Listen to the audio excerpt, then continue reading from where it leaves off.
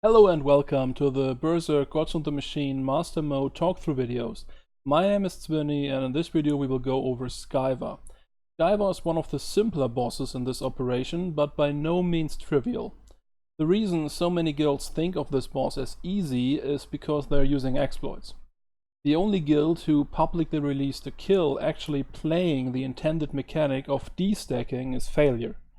But I won't go over that. In this video I will show you the current burn tactic that doesn't require too much DPS and shortens the fight by a lot. Okay, first, our healers aim the lasers, and our plan is to have the left laser aimed at the Omega Protocol droid at all times except the first laser, and the right laser is used to kill all the ads spawning at the right side of the room except the second laser and the laser after the boss reaches 10% life. So we only use the left ads to snare the boss. Just like in hard mode, you need to kill the ads near to the droid to snare him, otherwise he will always jump out of the lasers. Phase 1 starts same as in hard mode when you attack the Omega Protocol droid. There are many ways to play this phase, but we decided to position him at the front corner of the hexagon in the middle. The reason is that you maximize the space for the DPS to stand behind the droid without getting hit by the lasers and still hit the generators. The most problematic part of this phase is interrupting the boss properly. In Master Mode, the droid casts a new ability called Vindictive, which you need to interrupt within a second or he will be immune to future interrupts for a period of time unless you snare him with killing the ads. That means everyone who has a bad latency, bad PC, or in general has a slow reaction time will hinder your raid immensely. The obvious best way is to have as many classes as possible with fast interrupt cooldowns. For example, with 2 power attacks you only need an interrupt rotation of 3 positions. The third position you need to alter between 2 people, but it still makes it a lot easier. The droid gets a stacking buff, just like in hard mode. At 10 stacks or more, he will get another buff that indicates that the next ability will be Accelerated Destruction. The buff looks like blazing bolts. It is a channeled ability that you shouldn't interrupt because the droid loses stacks this way and you can simply force shroud it and have an early warning by looking at the droid's buff bar.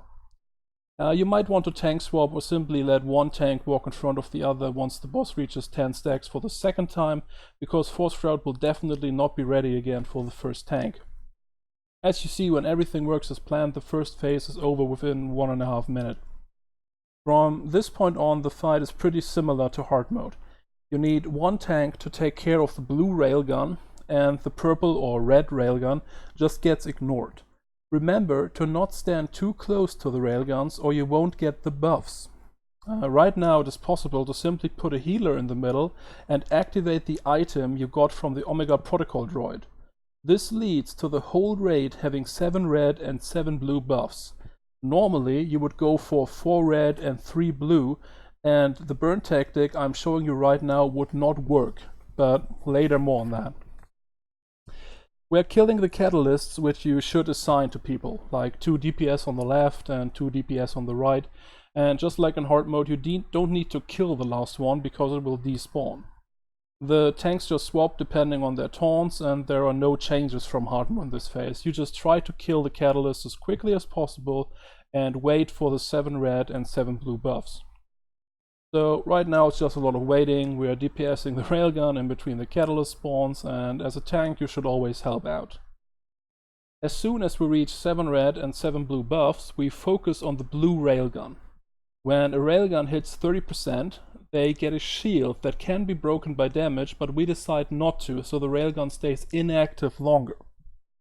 Once that is done, we switch to the red one, and actually it would be smarter to do a DPS stop at 40% and push the railgun to 30% as soon as Scyva spawns, so it is inactive longer. But we just DPS it and wait for Scyva spawning. Remember to not break the shields by damage, or they will be active sooner than you want.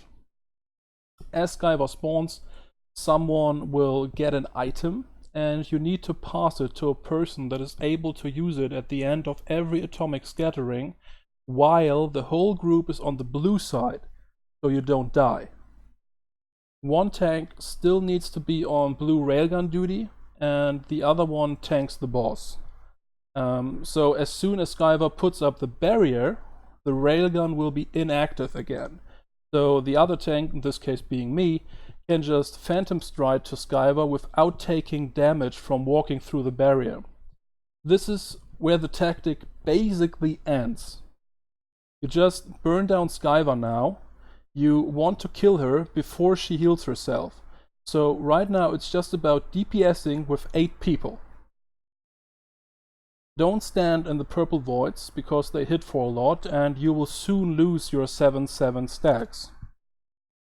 Once the barrier is down again, you don't really need to tank the blue railgun because everyone still has over 300,000 life, but as soon as everyone loses their stacks, you should taunt it and have a position designated for the tank of the blue railgun where he can still DPS the boss. That's why I will soon move out of the group to the north so no one gets hit by the railgun, but unfortunately some healer follow me and he will get a few hits. But this burn gives us time to talk about the real strategy. Normally, after the Ignite core cast, the boss would still be above 30% life, and you would need to DPS the rail turrets to 5% after the barrier goes down. Then, during the Extinction Protocol, you need 2 players for each turret to put red voids under them. Mostly at the second Extinction Protocol this is possible. This is the only way to kill them without the railguns getting a shield at 1% life and healing themselves back up to 30%. But with this tactic, you actually kill the boss before she even casts Extinction Protocol once. So this is Scyva in her current state, and if everyone does their job, you will most definitely have enough damage to do it this way. We see each other at Isaac's. Have a nice day.